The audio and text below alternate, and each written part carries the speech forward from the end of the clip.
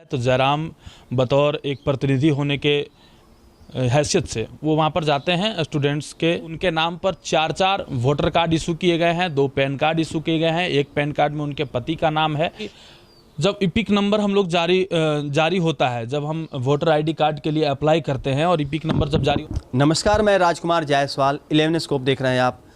चुनाव आयोग ने बोकारो डीसी से कुछ कारण पूछा है, कुछ जवाब मांगा है और जवाब यह है कि बोकारो विधायक श्वेता सिंह ने क्या सचमुच चुनाव आयोग को गलत जानकारी दी है अपने निर्वाचन से पूर्व, क्योंकि उनके ऊपर भाजपा ने आरोप लगाया है कि वो 4 वोटर आईडी कार्ड रखी हुई हैं, 2 पैन कार्ड रखी हुई हैं।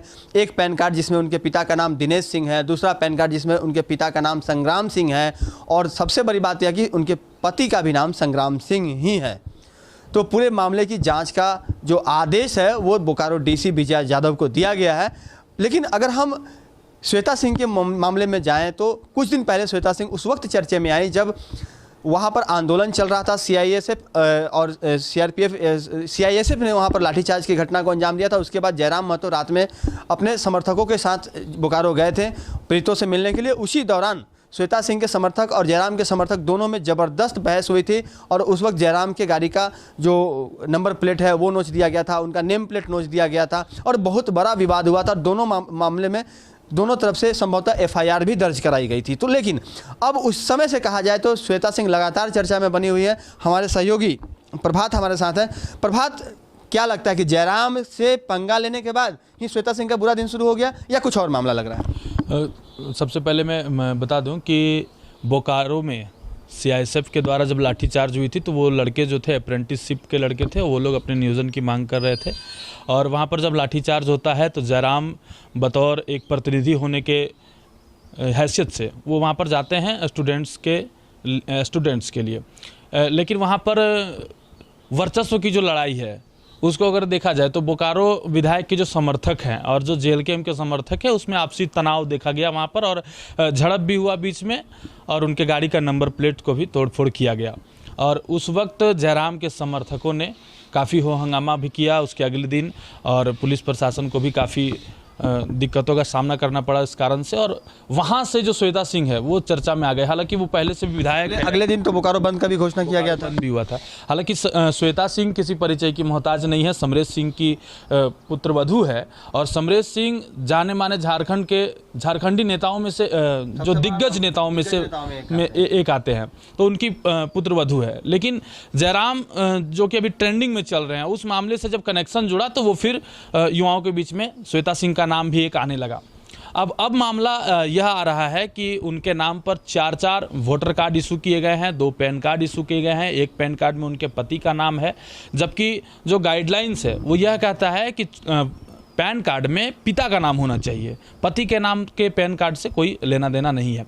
लेकिन इस पर जो है चुनाव आयोग ने भी संज्ञान लिया है और भाजपा के जो नेता हैं जो पहले वो तो राजभवन भी गए थे और पूरे मामले में उन्होंने राज्यपाल से मिलकर शिकायत दर्ज कराई थी। लेकिन सवाल यह उठ रहा है कि क्या राजभवन जाने, भाजपा वाले जो राजभवन गए उससे पहले ये जो तमाम जो चीज़ें पहले घटना घटी थी, इन तमाम चीज़ों को लेकर के उस वक्त राजभवन ने संज्ञान नहीं लिया था? जैसे मैं एक चीज़ और इसमें ऐड करना चाहता हूँ कि जब इपिक नंबर हम लोग जारी होता है, जब हम वोटर आईडी कार्ड के लिए अप्लाई करते हैं और इपिक नंबर जब जारी होता है, कभी कभार ऐसा होता है कि सरकारी तंत्र का कामकाज चाहे वो किसी के लिए भी हो, गड़बड़ हो जाता है बीच में कहीं ना कहीं। तो अगर आप अप्लाई करने के समय 2 बार या 3 बार अप्लाई कर दिए तो आपका 3 बार इपिक नंबर जनरेट किया जाएगा। लेकिन मामला यह है कि अगर आप उसको यूज़ करते हैं, अगर आप उसका मिसयूज कर रहे हैं, गलत जगह यूज कर रहे हैं, तो आप पर कार्रवाई होगी। और जैसा कि उनके पति ने और उन्होंने खुद मीडिया के सामने आकर के ये कबूल किया है कि हमने इसका मिसयूज नहीं किया, मुझे पता भी नहीं है इस चीज़ का कि कैसे मेरे नाम से इशू हुआ और हम लोग इस पर जो है कार्रवाई करेंगे।